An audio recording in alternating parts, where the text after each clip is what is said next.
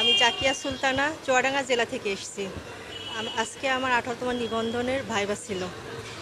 আমাকে বোর্ডে প্রশ্ন করছে প্রথম উপন্যাস কোনটি, তারপর প্রশ্ন করছে সাধু ভাষা চলিত ভাষার মধ্যে পার্থক্য, আর আরেকটি ভাষা আছে আঞ্চলিক ভাষা, সেই সম্পর্কে একটু প্রশ্ন করে আমাকে যেতে বলছে।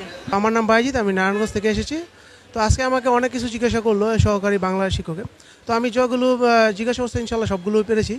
রবীন্দ্রনাথের কয়েকটা কাব্যগ্রন্থ জিজ্ঞাসা করলো, সেটা উত্তর দিয়েছি।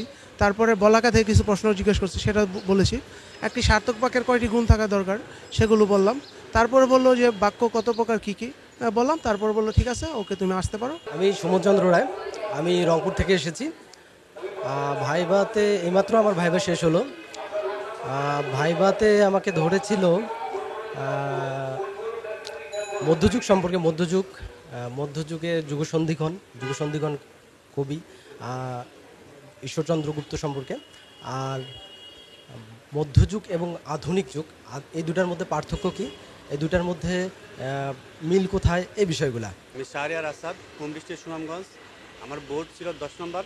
আমি ভাইভাতে ঢোকার পর আমি সালামদের ঢুকি ভিতরে। আমাকে জিজ্ঞাসা করা হয়েছিল আপনি কোথা থেকে আসছেন, বললাম সুনামগঞ্জ থেকে এসেছি। আমাকে বর্ণ থেকে জিজ্ঞাসা করা হয়েছিল, ধনী থেকে। আর পঞ্চপাণ্ডব কাদেরকে বলা হয়, 5 জন পঞ্চপাণ্ডবের নাম বলেন, এতটুকু বলা হয়েছিল। আমি মোহাম্মদ মুকাব্বির হোসেন, সুনামগঞ্জ জেলা থেকে এসেছি। আজকে আমার বাংলা বিষয়ের মৌখিক পরীক্ষা ছিল।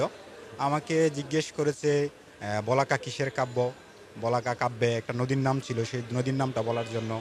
তারপর আরেকজন ম্যাম জিজ্ঞেস করেছেন ধ্বনি কী, পদ কী, বর্ণ কী, অর্থাৎ ব্যাকরণ থেকে কিছু বেসিক কোয়েশ্চেন, আর বলাকা থেকে এতটুকুই ছিল আমার। আমি গুলনাহার জাহান মেঘলা, আমি সুনামগঞ্জ থেকে এসেছি। আমাকে ভাইভা বোর্ডে প্রশ্ন করা হয়েছে আপনার কি যুগ বিভাগ সম্পর্কে কোনো ধারণা আছে। আমি বললাম জি।